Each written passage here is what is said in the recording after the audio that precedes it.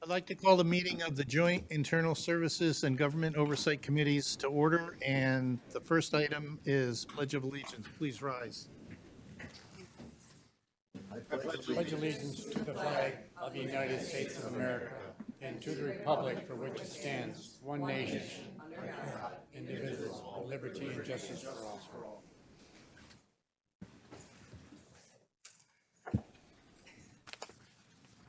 Like a motion to adopt the agenda. Romano adopts the agenda. Support Nard. Thank you. Commissioners Romano and Nards made the motion and supported it to adopt the agenda. Is there any comments? Hearing no comments, please vote.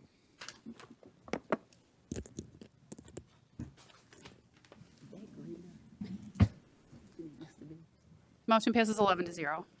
Thank you. Next, item 4, approval of the minutes from the Internal Services Committee meeting of December 5th. I'd like a motion. Motion to approve. Support. Thank you, Commissioners and Romano made the motion and seconded it to approve the minutes. Is there any discussion? Hearing none, please vote. Good.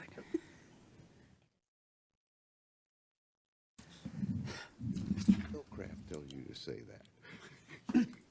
Motion passes 12-0. Thank you. Item 5 is public participation for members of the public to speak on any topic that's on today's agenda for a maximum of 3 minutes. There'll be an opportunity later in the meeting for speaking on any subject. Yeah. This is for items on today's agenda. Please introduce yourself and state where you're from. Happily, that's on. Okay. Hi. Hello, everyone. My name is Christy McGillivray, and I work for Sierra Club, Michigan. I live in Harper Woods. I am here today because we have a very large membership in Macomb County, and on your agenda, you have in front of you a resolution in opposition to a water affordability package that is currently under consideration in the state legislature. So I wanted to take this opportunity to address some of the Macomb County specific concerns that have been raised by Candace Miller. We only have 3 minutes, so I would love to follow up with all of you to give you more information, and there are a few more folks here as well. There's a perception that this water affordability package is going to require residents of Macomb County to pay the bills of other people who have not been able to pay their bills. That premise is incorrect. So what we've done with our water infrastructure is that we built it with the appropriate funding, and then over the past 4 decades, we've slowly rolled back that funding step by step. So statewide, and especially in Southeast Michigan, we have not been actually keeping pace with the real cost of maintaining the infrastructure that we need for drinking and wastewater service. That's a problem that affects everyone. And the reason that bills are going up for individual ratepayers is because we've stopped funding the actual cost of the infrastructure. So what this water affordability package does is it sets up a steady revenue stream for the entire state in order to keep up with some of the most basic plumbing repairs and services needed for all residents in Michigan. So it's not a case of residents in Macomb County subsidizing bills in other counties. It is a case of Macomb County joining the rest of the state in pitching in to cover the actual cost of maintaining our infrastructure. So I'm happy to deal with the details of that and talk with everyone at length. We'll continue to do outreach to Candace Miller as well, and I really appreciate the time today. Thank you. Thank you.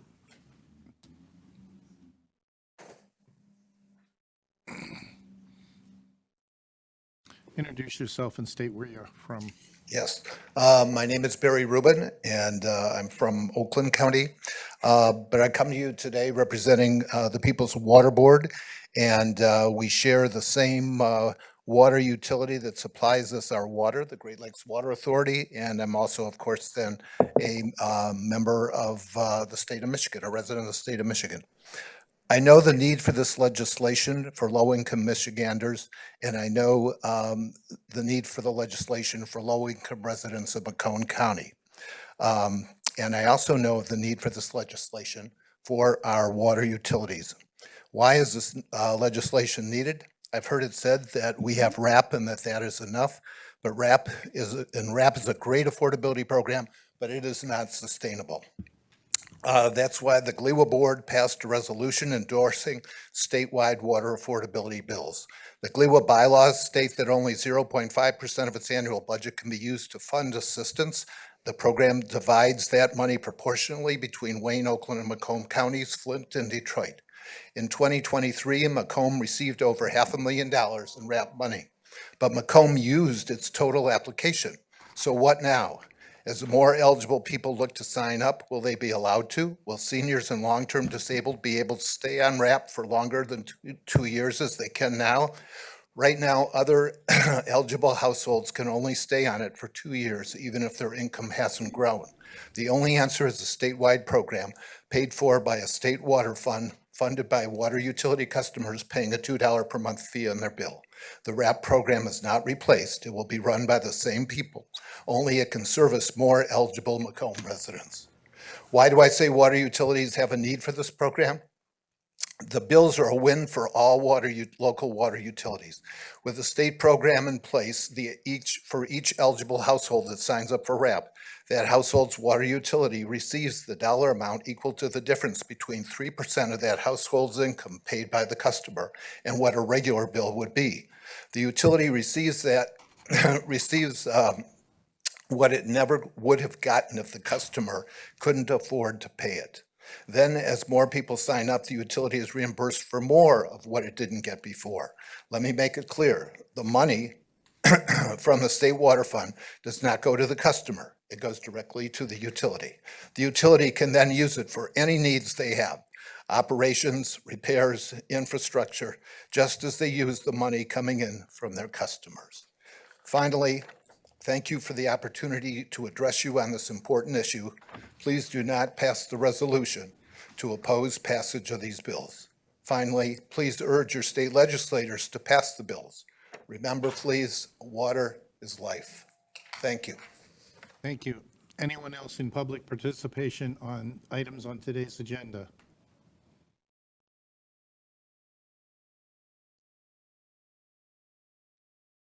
Please state who you are and where you're from. I'd be happy to. Thank you. Hello, Commissioners. My name is Sylvia Orduno. I am a Detroit resident, but I am also a longtime community organizer. I've been working in the Tri-County area for, I think it's like 27 years now. And so I'm here because I've had a long history working with low-income customers across the region that have trouble paying their water bills. But I think what I want to also emphasize to you all is, I know you're familiar with this and what's going on with your local cities and townships, is that while we have been very much at the local level with advocates talking about the impacts on households, I think what I want to also emphasize to you all is the impact on community water systems. And so I brought here something for each of you to have. And one of the things in particular is, if you're not already familiar with the Michigan report from the American Society of Engineers, they have regularly over the past several years, sorry, I'm tired too. They regularly over the past several years, thank you, ranked Michigan with C+ and D grades in terms of our water infrastructure, drinking water, wastewater, and stormwater. And even before the pandemic, you'll will recall that we've been talking very much so about how are we going to pay for all these infrastructure costs. Pipes are breaking, lead service lines have to be taken out. There's so much infrastructure work to be done. And in the state of Michigan, the estimate by the engineers was that we're looking at $1 trillion.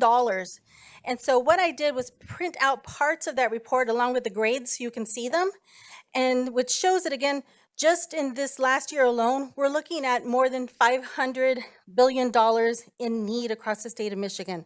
So the legislation we're talking about addresses in part of the problem, right? What happens when all of these costs that have to be repaid, typically in the form of loans? It's hard to get these grants, right, from the state or from the federal government, have to be repaid, and you're passing them on through rate increases at the local level. We very much want you to, again, think about like where we were pre-pandemic when we didn't have these federal dollars that have been coming in. And many of us pushed hard for the federal government to say, look, you've got to take a look at water affordability here as a national problem. The state of Michigan has very much been a place where we've led the nation in taking a look at this problem, and now very much need to lead the nation in a solution. And so while we're trying to grapple with the parts of the legislation, many other states are looking to see what we're doing here, and your leadership is going to be very important for this as we deliberate this. And the questions you're raising, the concerns that are coming up are real, and we don't dispute that people don't want to pay more. Like, none of us want to pay more for any of our bills. But we've got to figure out how is it that we find a way to equitably distribute the cost, not put more residents 15 out of seconds. service, and make sure that we're protecting the most vulnerable customers, but also protecting our community water utilities, which are different from our investor energy utilities that get their rates in different ways. So thank you very much for your time and attention. Thank you. Anyone else for public participation for items on today's agenda?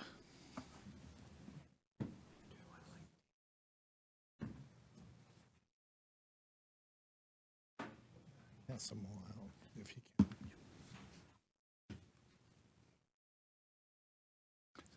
Good afternoon. My name is Matthew Phillips. I'm a Shelby Township resident in Macomb County. I'm also the Chief of Staff and the Chief Customer Service Officer at the Detroit Water and Sewage Department. Prior to DWSD, I was also the Chief Operating Officer for the Heat and Warmth Fund that served the entire state of Michigan for gas and utility assistance for low-income customers in the state. I spent nearly 10 years of my career working with families who live in chronic poverty. I know firsthand that there's a need for an affordability plan to pay water bills throughout the state, and especially in Wayne County. I urge you, and Macomb County, I urge you to support the package of water affordability bills that are pending in Lansing. The state has a right to institute fees and taxes to protect public health and to support our infrastructure needs. We all learned during COVID that low-income families were living without water service, and the governor responded in a very decisive way by requiring all water providers to turn on water service to every occupied household. Millions of dollars of federal LIWAP, the low-income water affordability plan money, and also federal funds went to residents around the state to cover water bill arrearages so their water service would not be discontinued once the pandemic ended. More importantly, the state recognized the need for continuing flow of funds to cover water affordability programming. So the state will use the funds it collects from the funding factor in the legislation to ensure that low-income families pay a water bill consistent with the household income that they have and receive debt forgiveness, minor plumbing repairs to conserve water, and other wraparound services. This legislation does not prescribe free water to any customer. The customer must pay a portion associated with their household income. They are not on the program forever. And the state law merely requires that water providers put $2 fee on their water bills and to remit the amounts paid. The water provider has no liability if their customers do not pay the $2 funding factor.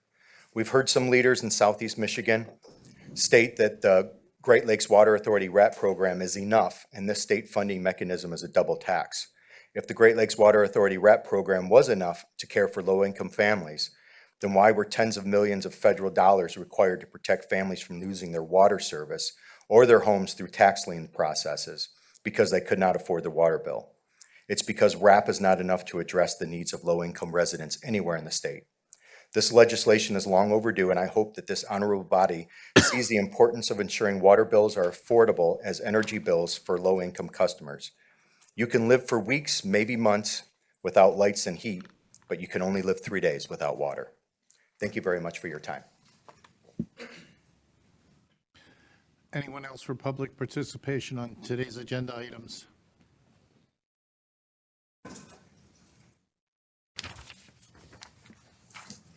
Hi, I'm George Higgins. I'm a Fraser resident, and I'm also talking about the resolution number 11885.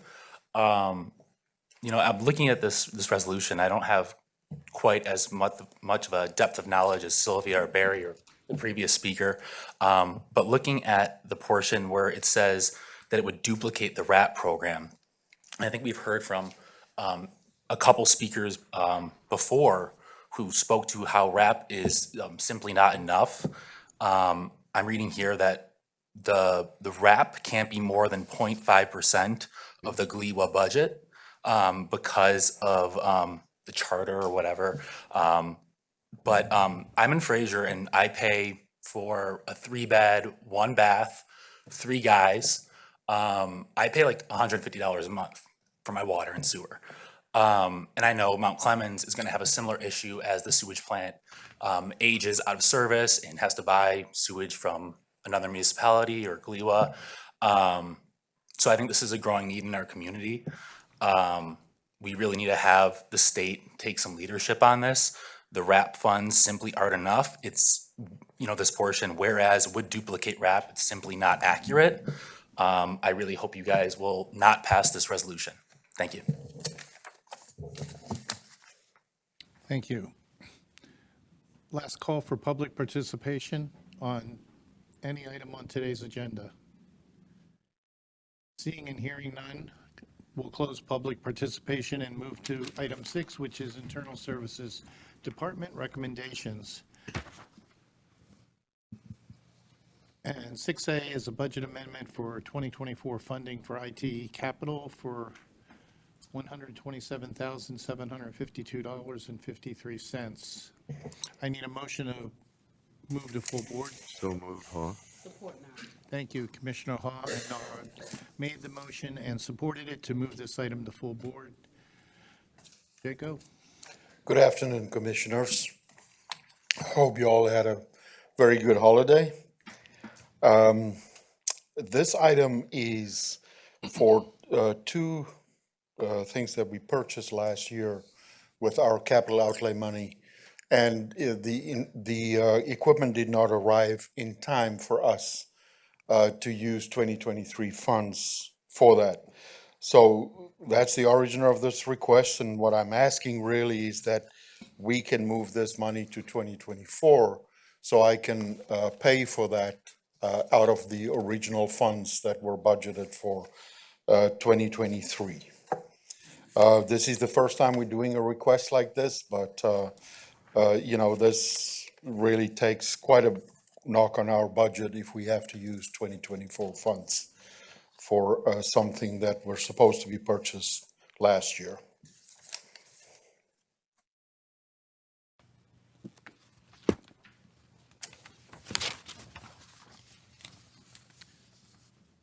Seeing no speakers, please vote.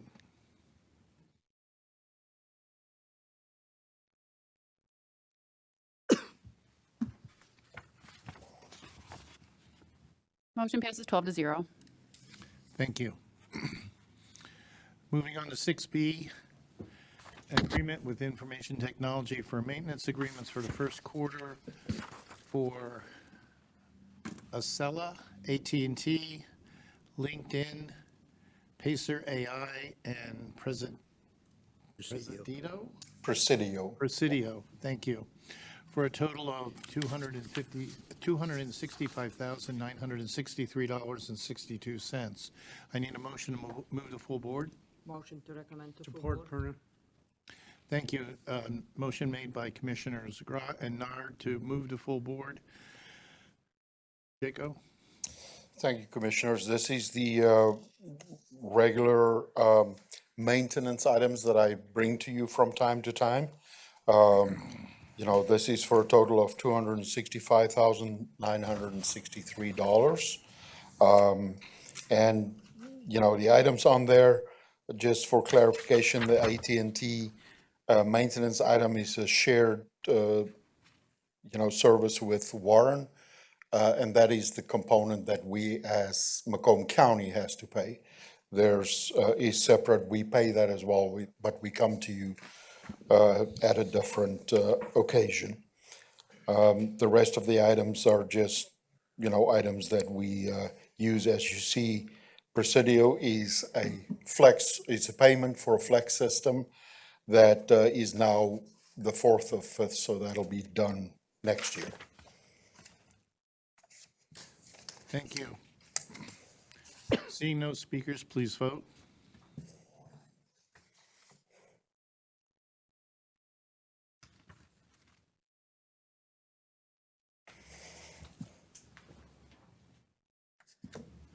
Motion passes 12-0. Thank you.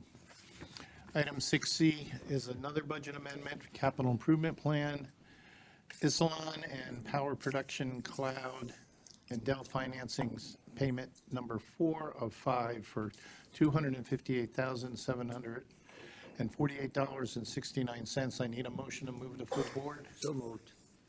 Support. Thank you. Commissioner Romano and Nard made the motion and seconded it to move this item to full board. Jaco? Thank you, Commissioners. This is another one of our leasing agreements with Dell Finance. We're doing the fourth payment of 5 payments. And this is for our Isilon, which is our file serving environment, and Power Protect is our backup environment. So this purchase was made around 2020. So that is what this payment is for. Thank you. Seeing no speakers, please vote.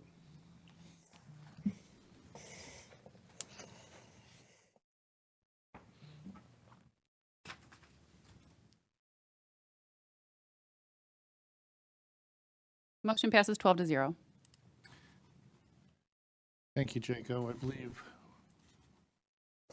6D, On now. agreement with Shoreview Electric for Macomb County Medical Examiner electrical upgrades for $109,000. Our F&O Director, Ben. Good afternoon, Commissioners. Excuse me, I need a motion. Motion to recommend to full board. Thank you. Support. Thank you. Commissioners Grant and Nard made the motion and seconded it to move this item to full board. Good afternoon. Thank you. Item 6D is a contract with Shoreview Electric to provide electrical contracting services at the Macomb County Medical Examiner's Office. Medical Examiner's Office procured new X-ray equipment, and these electrical upgrades are necessary to operate the new equipment. This project consists of all the necessary prep, labor, and material to fully install an operational full-body X-ray machine. We had 2 bid submissions for this project, and Shoreview Electric was the lowest qualified bidder. Thank you. Seeing no speakers, please vote. Oh, wait a minute, Mr. Perna? Commissioner Perna. We don't have a medical examiner right now, so you're doing upgrades without an examiner? Andrew, you want to speak to that? I brought backup.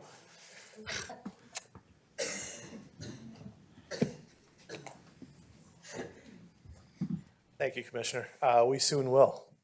You will see that hopefully coming through this week. The plan is to have a medical examiner's office.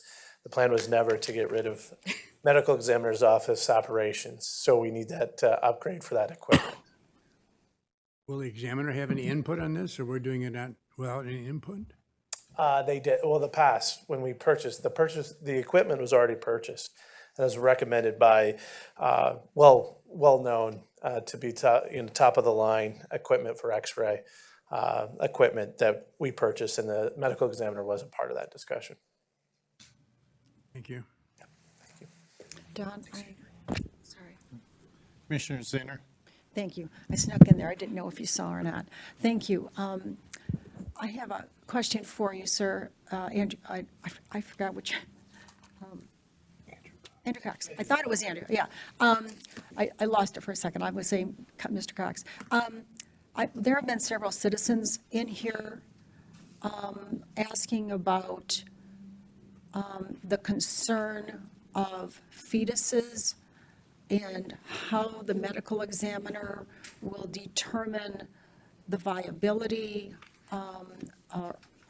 If he gets them, of course, they're not alive. But I mean, how will they have questions in regard to how will they be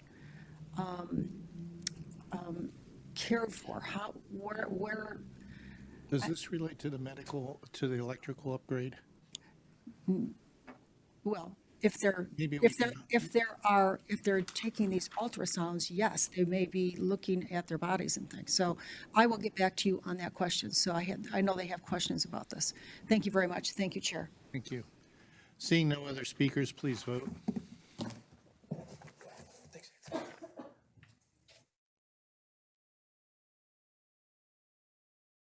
Commissioner Lucido votes yes.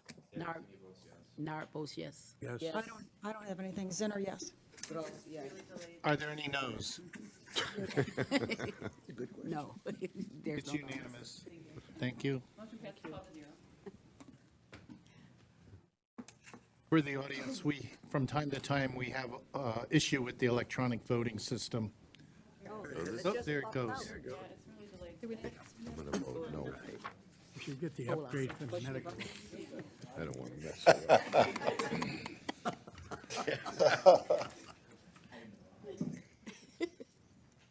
Okay, are we good? We're good. Thank you. Item 6E, an agreement for NearMap, Public Works, Army Corps, Stormwater Assessment Management Project for $90,000. I need a motion to move this to full board. Support Nard. Thank you. Commissioners Wallace and Nard made the motion and supported it to move this item to full board. Jaco? Commissioners Bryan and myself came to you in October, I think, last year, and we got this approved. But the contract that we did was for 1 year. We went back to the vendor and asked them if we could get this contract for a 3-year contract at the same price. And they were willing to do that. And that's obviously to make sure that they don't raise prices on us. So that is what this is for, is just a change to that contract. Instead of 1-year contract, this will be a 3-year contract at the $30,000 that we are paying this year, each year. Thank you. Seeing no speakers, please vote. Okay. Yes. Aye. Aye. Any opposed? Abstains? Thank you. Unanimous.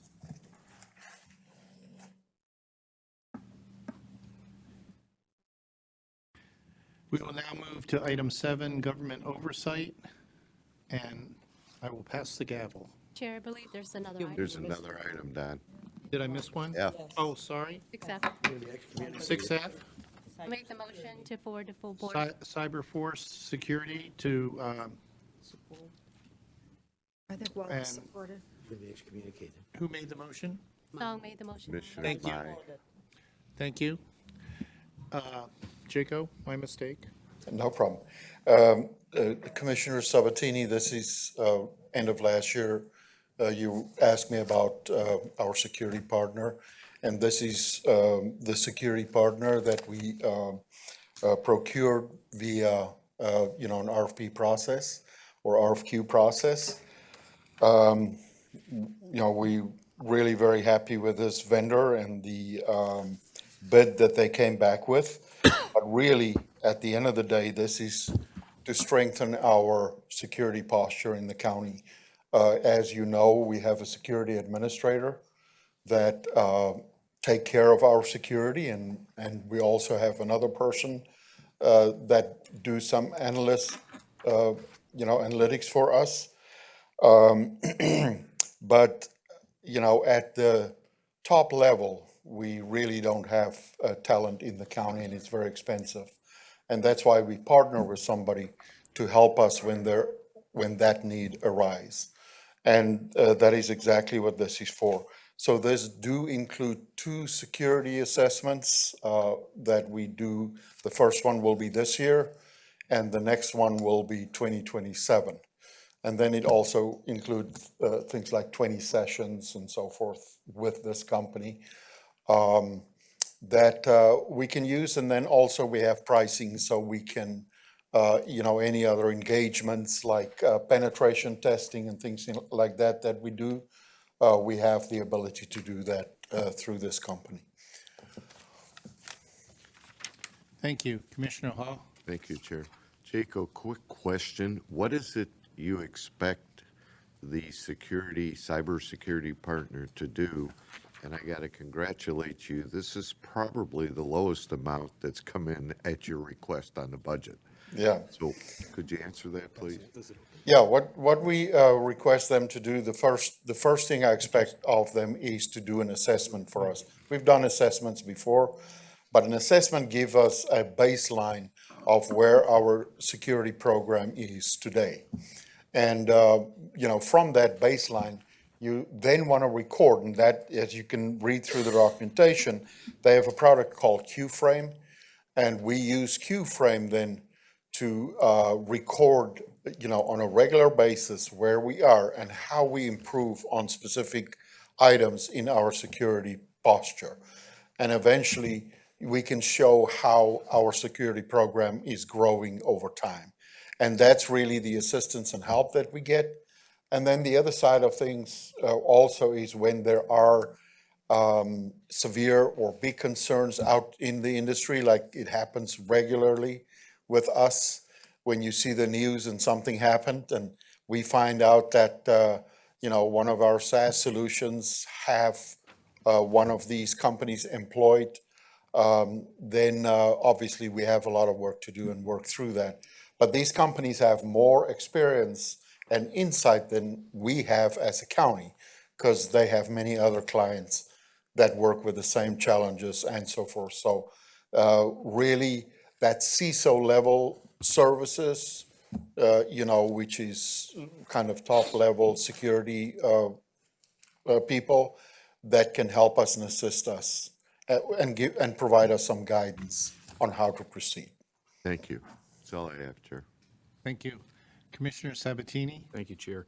Hey, Jaco, thanks for following through on this. I know I've been pretty adamant about cybersecurity, so I'm glad to see it on the agenda.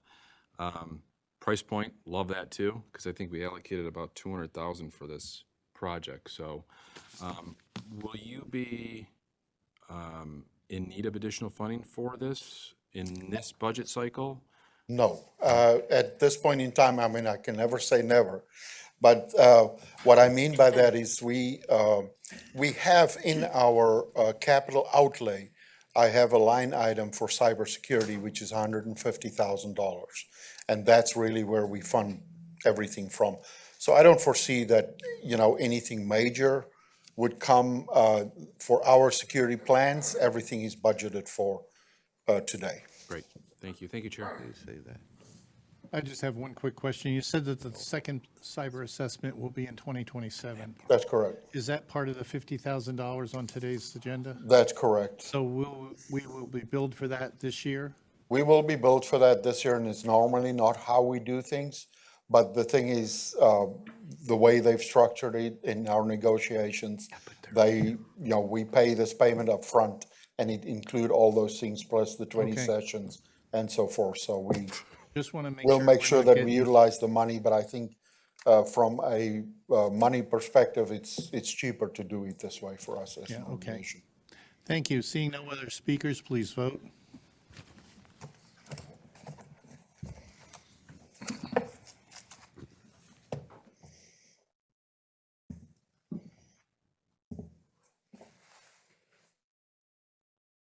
Thinking.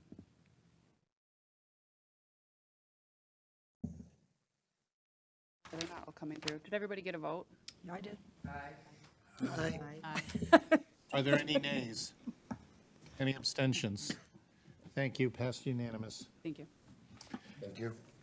Now we will move to the Government Oversight Committee, and I will turn the gavel over to our esteemed Chair, Commissioner Hall. Thank you, Commissioner Van Sickle. I hope mine goes as smoothly as yours, but I don't expect it. So, first item on the agenda is item 8, appointment interviews, Brownfield Redevelopment Authority, executive appointment with board concurrence, 4 vacancies, 3-year terms to expire on December 31st, 2026. And I know I'm going to butcher this. Juliana Rationer, is she here? You need a motion? Need a motion to. A motion to refer to Motion full to board. refer to Thank full you. board. I have a motion by Commissioner Gratz, supported by Commissioner Nard. Juliana, would you like to speak for a moment?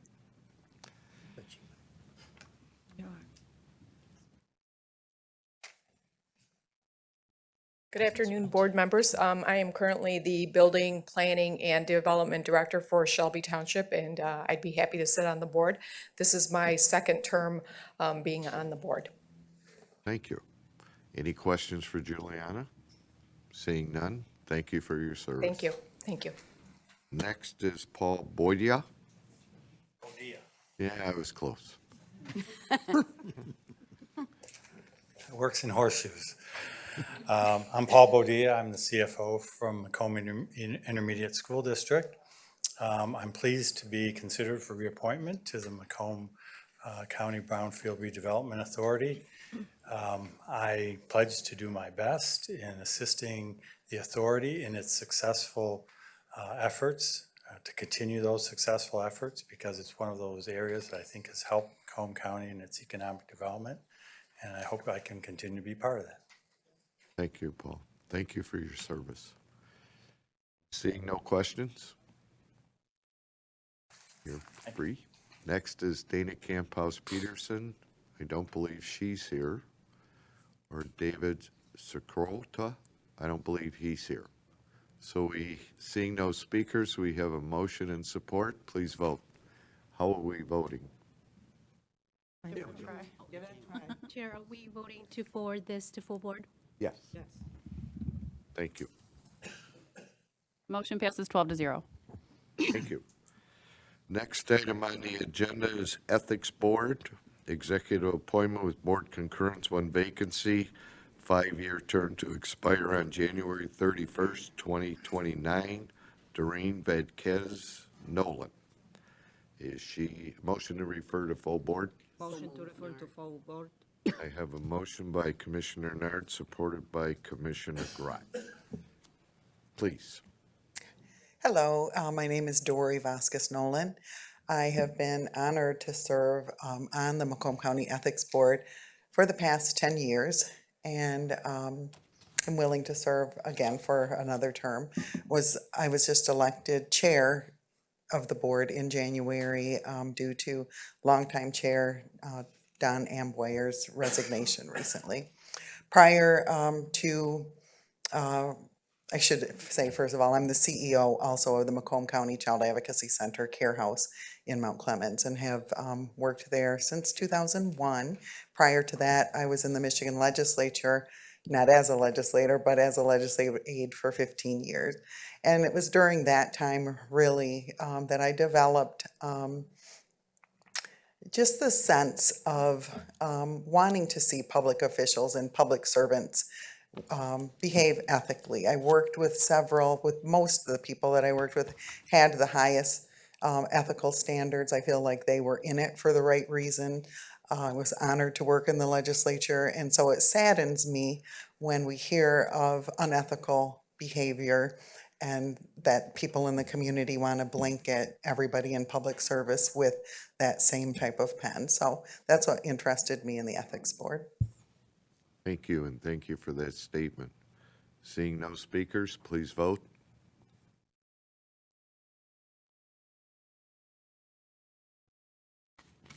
Thank you. Motion passes 12-0. Thank you. Next is item C, Older Adult Advisory Committee Commissioner appointments. All but District 2 have submitted an appointment, so I need a motion to Motion refer by to full board. Commissioner Zinner, please. Motion by Commissioner Zinner, supported by Commissioner Nard. Any discussion on any of the appointments? Seeing none, please vote. And Commissioner 2 District needs to get theirs in. Yes. Motion passes 12-0. What? There, okay. Next item, oh, this is going to be controversial.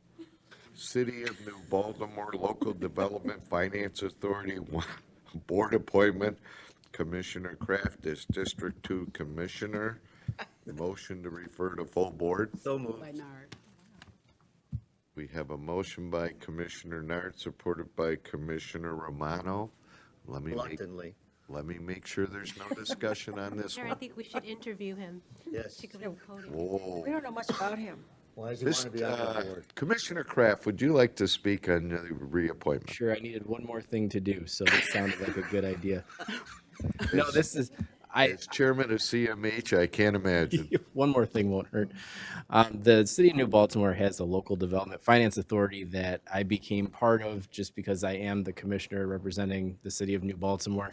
There are also members from the city council, the MISD, the local school district, which is Anchor Bay, and some local businesses. So it's basically capturing some of those tax dollars for the industrial park and using them only for improvements in that industrial park.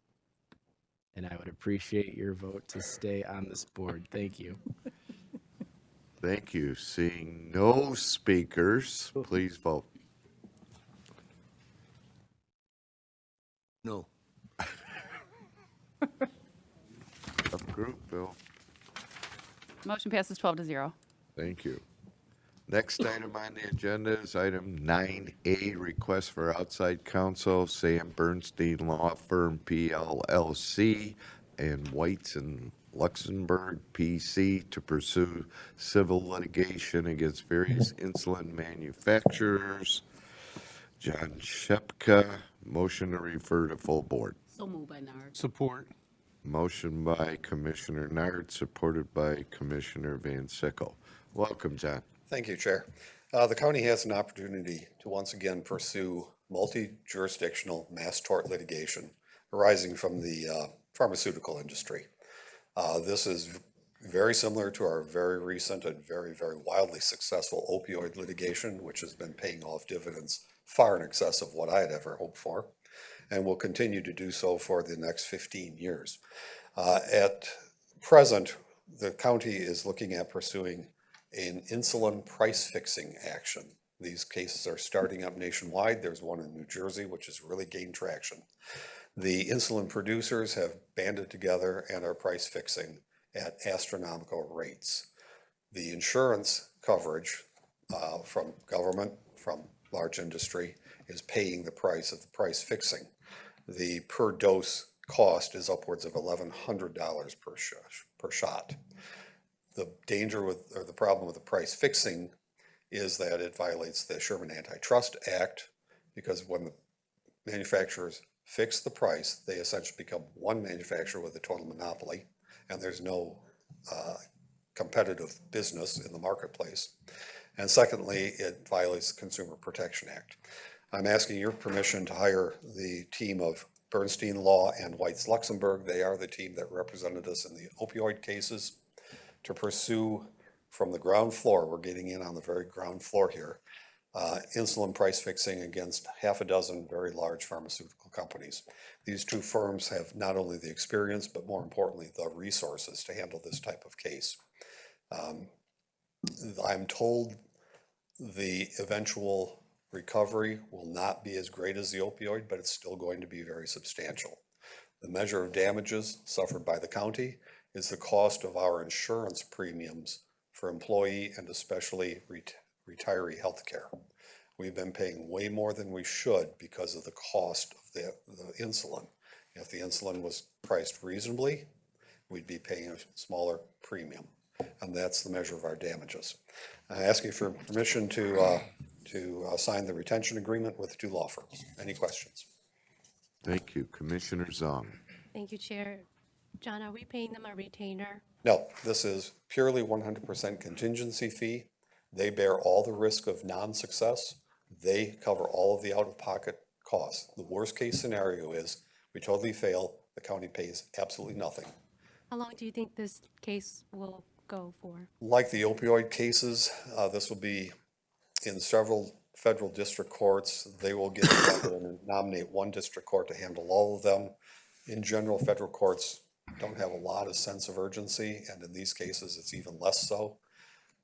2 to 3 years before, unless the producers just cave in immediately.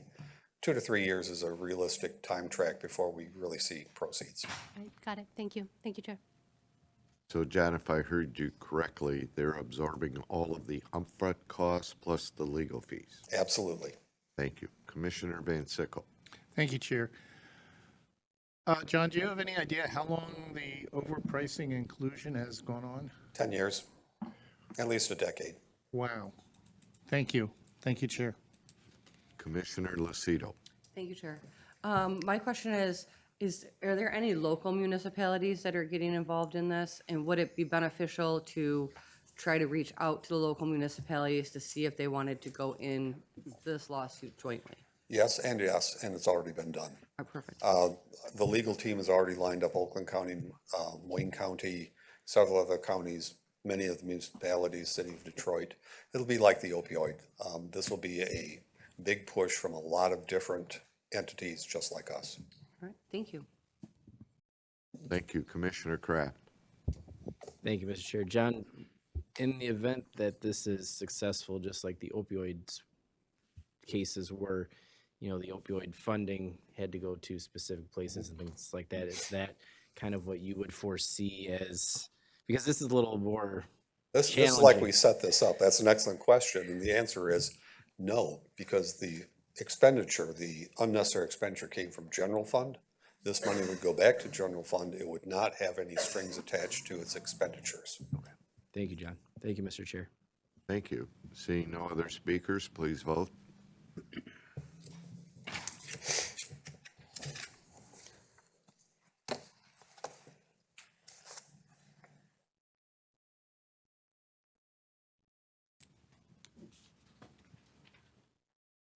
Motion passes 12-0. Thank you.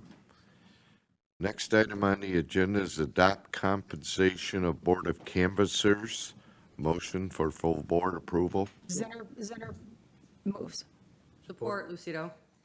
Motion by Commissioner Zinner, supported by Commissioner Lucido. I'm assuming our prestigious clerk is going to speak on this. We're seeing a lot of you lately. Well, I had asked the people that do the scheduling to make sure I was put on 4 different days this week to handle all my things. So thank you.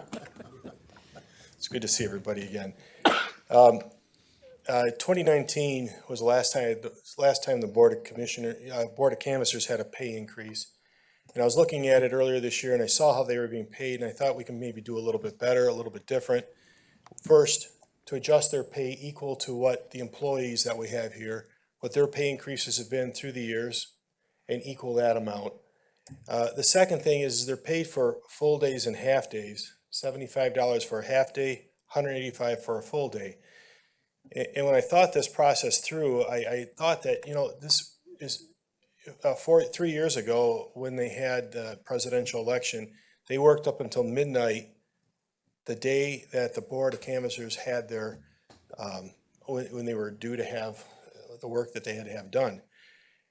And it was to the last second. And part of that is, I think, the way this was structured, because if you're in your first day of canvass, you work till 4:30, you go home. You don't know what you're up against. You don't know how long it's going to take.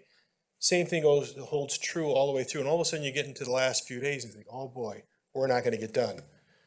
And then they end up working till midnight. So I think in paying them an hourly rate as opposed to the full day half days, it's going to allow them early on to say, hey, let's work a couple extra hours today and let's knock through this community, or let's get the, you know, certain things done that makes more flexibility in their time and allows them to spread their time out a little bit more efficiently through the 2 weeks that they canvass. So they ask, as you have in your board packet, is to adjust their pay from $24.50 an hour that was set in 2019 to $29 an hour, and have it be just bringing that up to date. So it's really not a budget adjustment. I think it's just how we're paying them. And I think this, we feel that within the budget we have right now that this will work. Thank you. Seeing no speakers, please vote.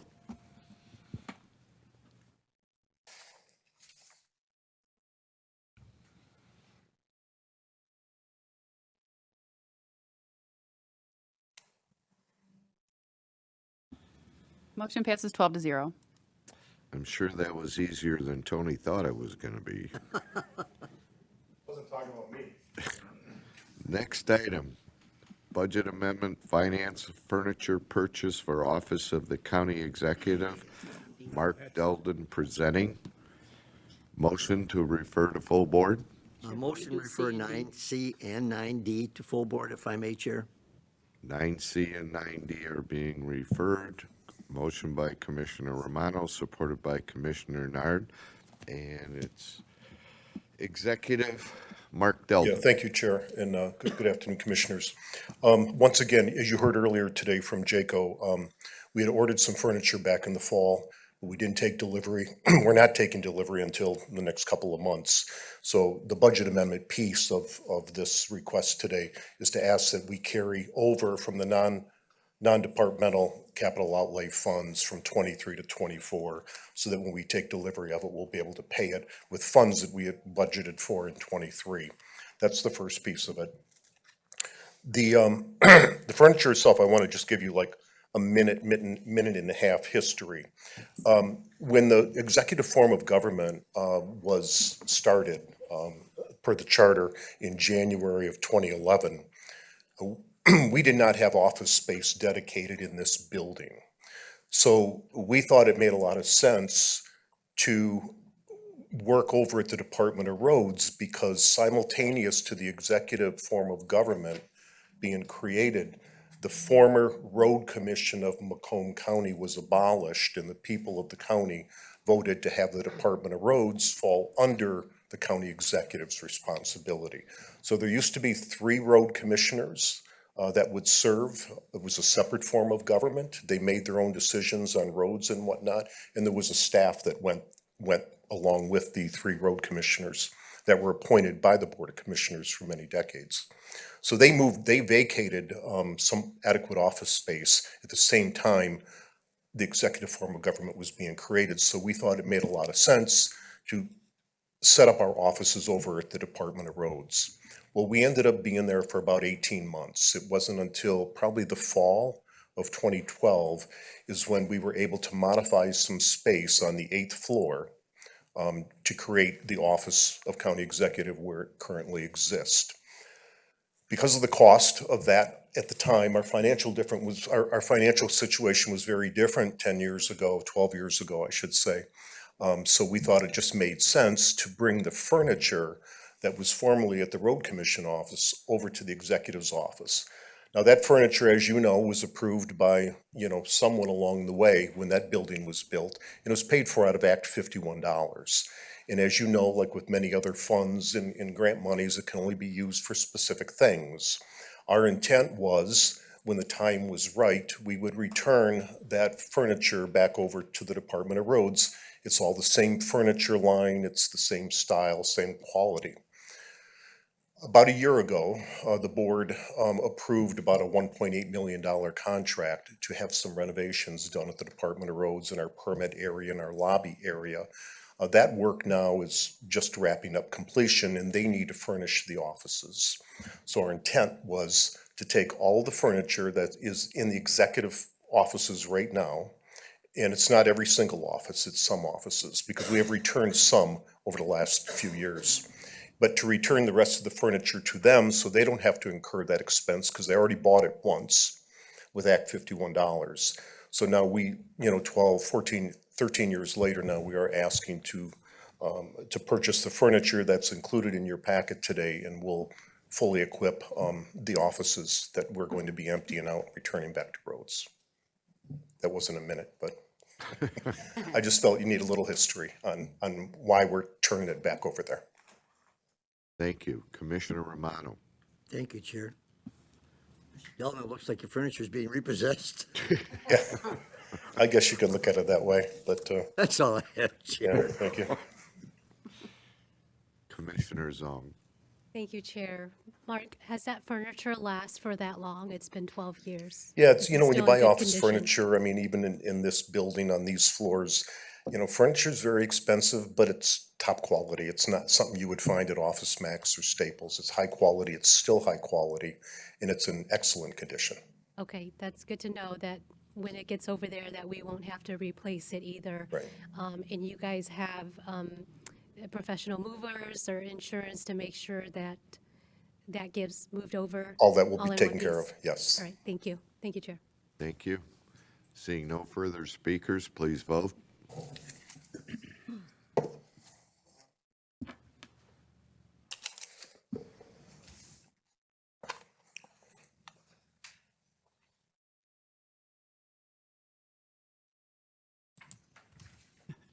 Almost.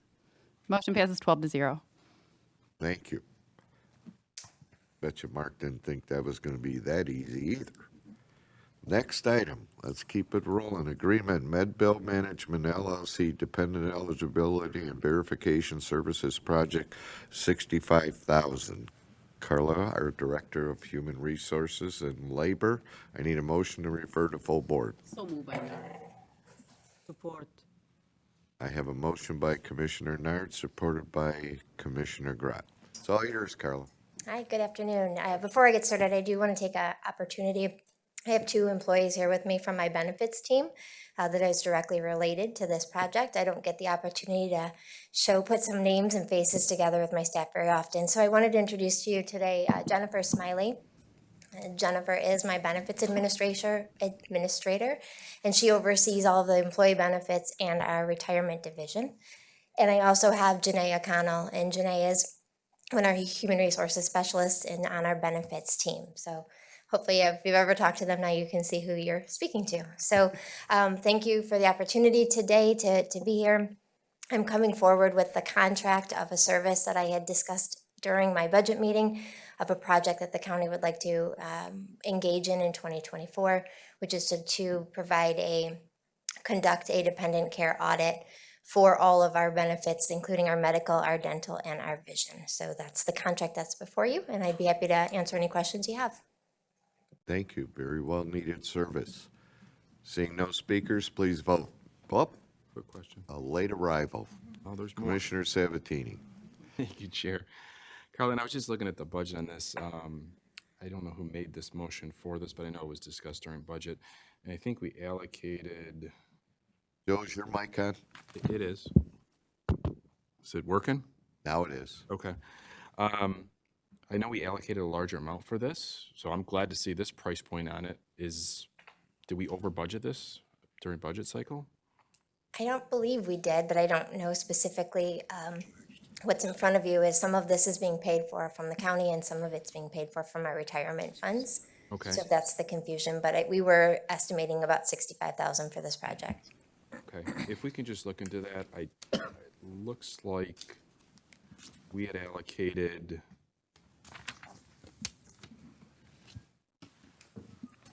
$230,000 for this. So I think we'll look into that before tomorrow. For sure, no. Thank you, Chair. Thank you, Commissioner. Commissioner Van Sickle. Thank you. Good afternoon, Carlin. Hi. Is this this 65,000 is a fee that, will we get any of that back? We will get this back. They guarantee a return on the investment. So we'll see that in our savings. And is that guarantee over the course of 1 year? I'm going to introduce Mark Mueller. Mark Mueller is from TMR. He is our broker that assists with us. I don't think that's. Good afternoon. That is not over the course of the year, over the course of the contract, over the course of the next 3 years, we're guaranteed 3 times that amount. So basically, we're guaranteed $180,000. So to answer your question, most of it's going to come back in the first year, yes. Okay, thank you. Thank you, Chair. Thank you.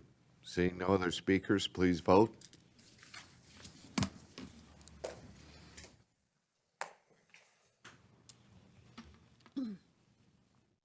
Motion passes 12-0. Thank you. Next item is item 10, Resolution 2024-11883, a resolution to create a child support payment collection work group. Motion to refer to full board. So moved. Lucido. I have a motion by Commissioner Lucido, supported by Commissioner Van Sickle. Was that you? Who was it? Yeah, sure. That was me. I got you. Who was the support? I don't know. Did anyone support it? I think Romano did something. Whatever, that's fine. Maybe no one Supported by supported it. That's fine. Commissioner Romano. I want to thank the board for referring this to full board. I have talked on this subject now for the better part of a year. The resolution is in our packet. We have talked to, I believe our chief judge is hiding over there in a corner somewhere. And we have talked to the county executive, we have talked to the treasurer, we have talked to the prosecutor, all agreed on the need of this committee. So thank you, and please vote. I didn't want to speak anyway, that's all right. Oh, did you? I don't see. Okay. That's all right, I didn't want to Now speak. I see it. Let's vote. Okay.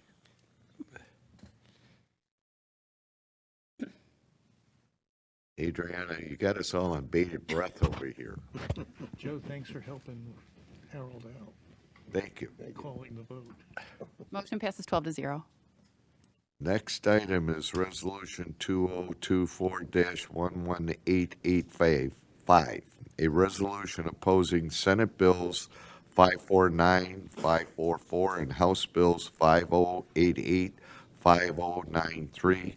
This item was put on the agenda by Board Chair, who's not here, but we've all had an opportunity to read the resolution and the comments from the public. So I need a motion to refer to full board.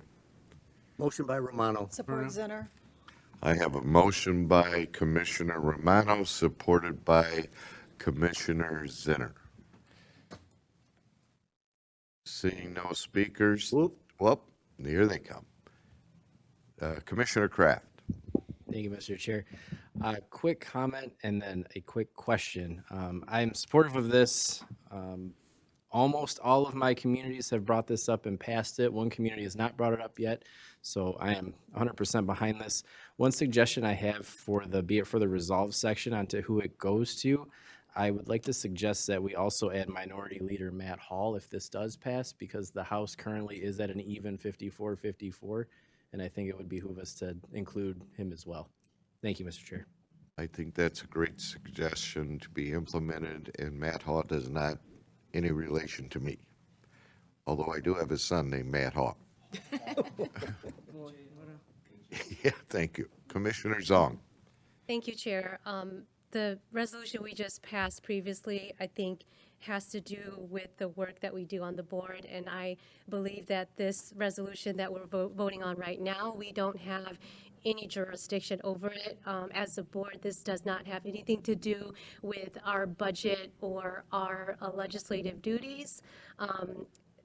This is the first resolution that has come before this year, but I know in the past we've had resolutions that we really don't, this doesn't have an impact on our budget, and it really, I think this is more divisive than anything, and it's also very political.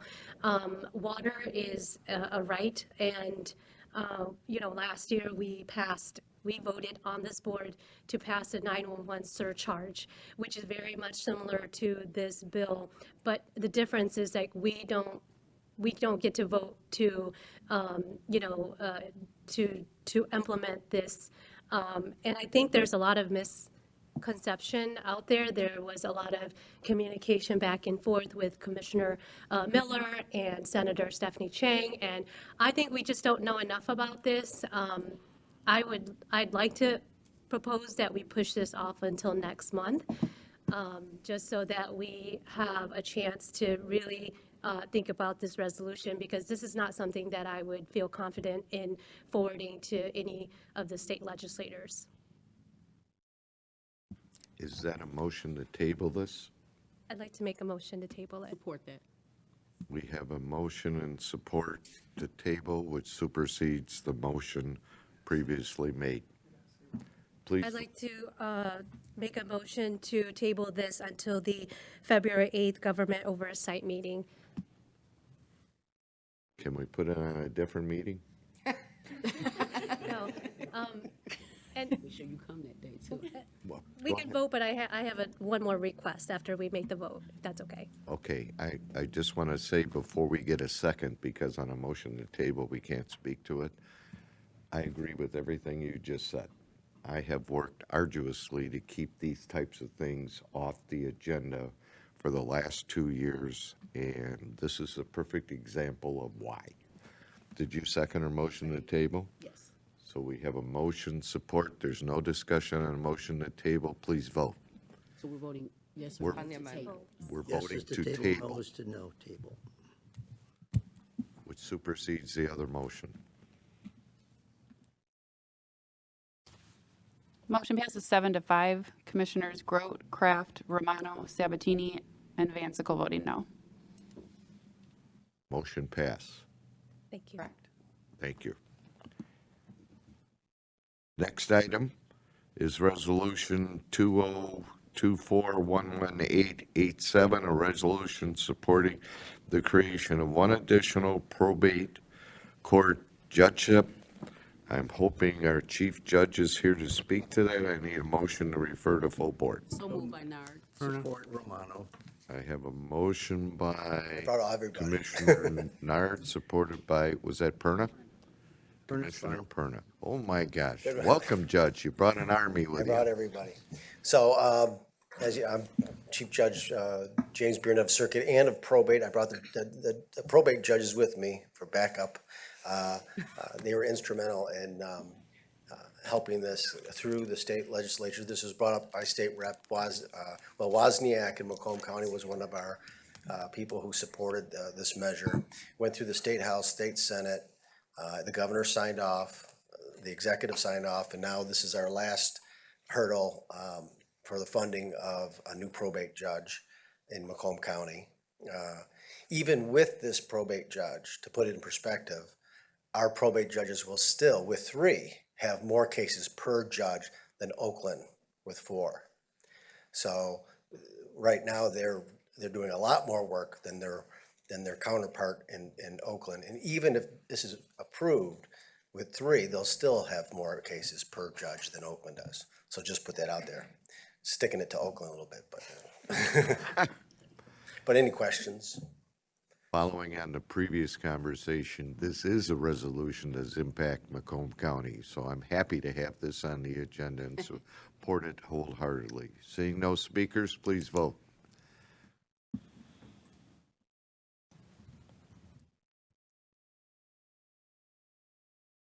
Motion passes 12-0. Got your resolution, Judge. All right, thank you. Thank you, Commissioner. Next item is a resolution 2024-11904, a resolution deeming prosecuting attorney position necessary in fixing salaries of assistant prosecuting attorneys and other employees appointed by prosecuting attorney under Public Act 329 of 1925 as amended. Motion to refer to full board. So moved. Support Perna. I have a motion by Commissioner Van Sickle, supported by Commissioner Perna. Kyle, you want to speak to this? I can, yes. This resolution is identical to Resolution 2023-11462, which was passed concurrently with the General Appropriations Ordinance last November. And this just ensures that we're following our statutory obligations under the state law in regards to the prosecutors' positions and salaries. Well, I'm trying to get there. Commissioner Romano. Thank you, Chair. I don't know who I want to address this to. I see Mr. Biondo in the audience, so I'll address it to him. This doesn't give the prosecutor Lucido any right to increase any of these salaries, or there is no increase of salaries for any of these people. This is just because it's a public act that we have to have it in front of us. Does that sound correct? That's correct. Identical salary amounts and position count in the document before today, before the board. Thank you. That's all I have, Chair. Thank you. Seeing no further speakers, please vote.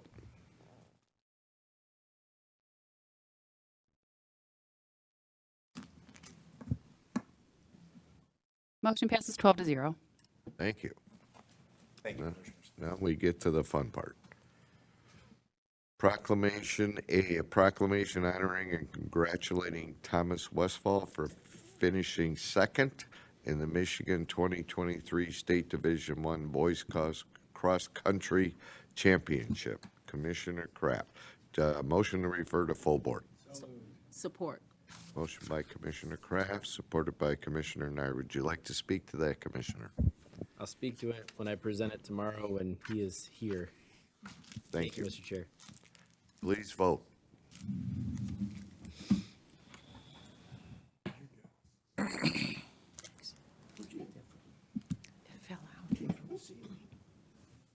Motion passes 12-0. Next item is 11B, proclamation honoring the Warren Symphony Orchestra on their 50th anniversary. I believe that was Commissioner Nard. Motion to refer to full board. So moved by Nard. Support. Motion by Commissioner Nard, supported by Commissioner Song. Would you like to speak to that? Just very quickly, I just wanted to honor them. I didn't even know that we had a professional symphony in Warren, so I was excited to hear about that, and then to know that they've been there 50 years, I thought was really, really awesome thing. So that's all I have to say. I think they have a fundraiser tomorrow as well. Yes, I'll be presenting that at that. Good for you. Seeing no speakers. Chair? Oh, I'm sorry. So, Commissioner Zong. if it's okay, I would love to be added to the proclamation. Yeah. Thank you. Yeah, we can do that. Seeing no speakers, please vote. Absolutely.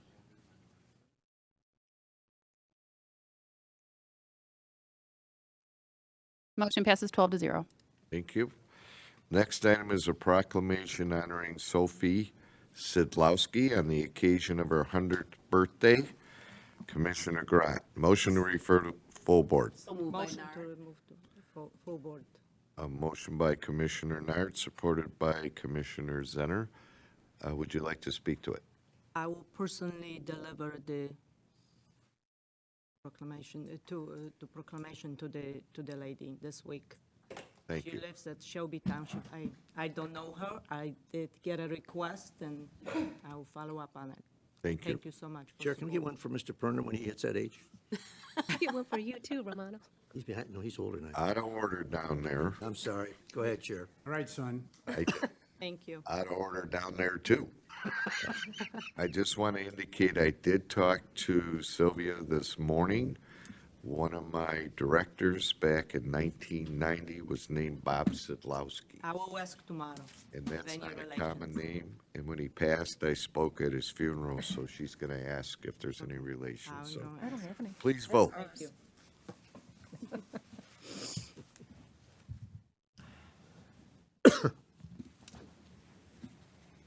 Motion passes 12-0. Thank you. The next one, a proclamation congratulating and honoring the University of Michigan's Wolverine football team for winning the 2023-2024 College Football National Championship. Motion to full board. Support. A motion by Commissioner Nard, supported by Grote. Commissioner Grote. Does this impact? You want to Macomb speak to this? Just wanted to honor these young men. I was happy to find out that I believe it's 4 of them that are from Macomb County, and we're going to present this to them, I believe, sometime in February when all of them can come. We were trying to get them to come, and they said they're practicing now, but they want to come, so we're going to present this to them in February, and then they'll take it to the school. They're practicing now? They have practice and stuff, so they wasn't able to come, but the 4 guys want to come with their families. Great. Commissioner Zong?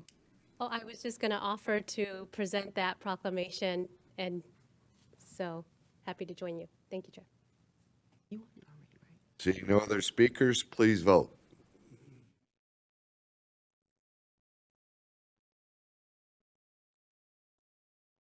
Motion passes 12-0. Thank you. Next item is public participation. This is the second of our 2 public participation. This is an opportunity to speak for 3 minutes on any subject recognizing Macomb County. Anyone wish to speak? Once? Twice? Gone. Next item is commissioners' comments. This thing's not lighting up. Commissioner Nard. I just want to offer anyone else that want to go on that proclamation for the young man from the Michigan Wolverine football team, feel free to add your name to that. I just added the ones that talked to me, so anybody else who want to be added can Yes. be. Yes, Great. let's, all of us, let's. Just everybody, yeah, that's what I wanted to do, but I Everybody, wanted let's to do get whole- that permission from you guys. And then I wanted to briefly, we had a city council meeting last night, and it got kind of heated. We were there to midnight last night. And what bothered me about the meeting is, I understand and I feel for the people of Gaza, I feel for the Palestinians, and I feel for the Israelites. And, they were demanding that the council do a ceasefire. And I was trying to explain I did the best I could, that usually local governments don't get involved in international affairs.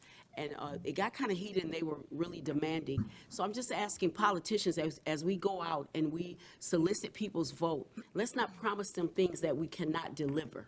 You know, let's say what we mean what we say, but just to get a vote, don't promise people things, because when you do that and you start favoring one thing over another, then you got to deal with everybody else coming and wanting something. They made a lot of comments about the money that we spent on Ukraine, and so why we won't spend it on them. And to me, I'm going to be honest with you, I felt threatened by some of the things they said. I have grandchildren that are in school, and they kind of mentioned about how their young kids over there getting killed. They had a lot of their kids talking, and they mentioned how our kids are over here living good, and it really worried me.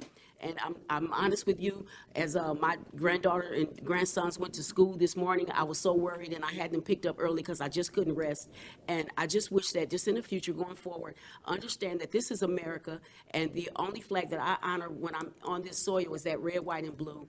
And I get really offended when people say that they're disgusted by the United States flag. We are a melting pot. We allow people to come, and we welcome people here, but we have a system here. We have a way of doing things here, and we just because we're silent on some things that's happening over many miles away does not mean we don't care. It means that we're just going to be silent, and we're going to pray for you. We're going to pray that this get resolved, but it's very unfair to pressure your elected officials and to threaten to take their jobs from them or not vote for them simply because they're not moving on an issue that's important to you. Because as an African American, we were some of the most disrespected people in America. But when it was time to boot up, to fight for the freedom of that flag, my father, his brothers, my uncles stood up and did that and didn't ask for anything. So it bothers me when people are asking for things when you have not fought for the freedom that you're experiencing right now. And I know a lot of politicians may be scared to say what I'm saying, but I'm not scared of that, because this to me is just not a job that I'm here to get a check. I'm here to help people. So if you don't vote for me again after I say this, it's fine with me. I'm still going to pay my mortgage. My kids are still going to eat. I'm still going to eat. But I do not like when people disrespect the United States flag, especially when you're here and you say you're an American. And I'm serious about that, and I won't take that back. I don't care who like it. I'm hoping that you understand. But just understand, sometimes we have to stay out of things as a politician. Because when we swore this, our oath, we swore to take care of American citizens, not anybody else. And that's what we're doing. Thank you. I'm sorry. I don't know who wound you up, but welcome. It was really rough. We was there I at 12 guess it was a tough meeting.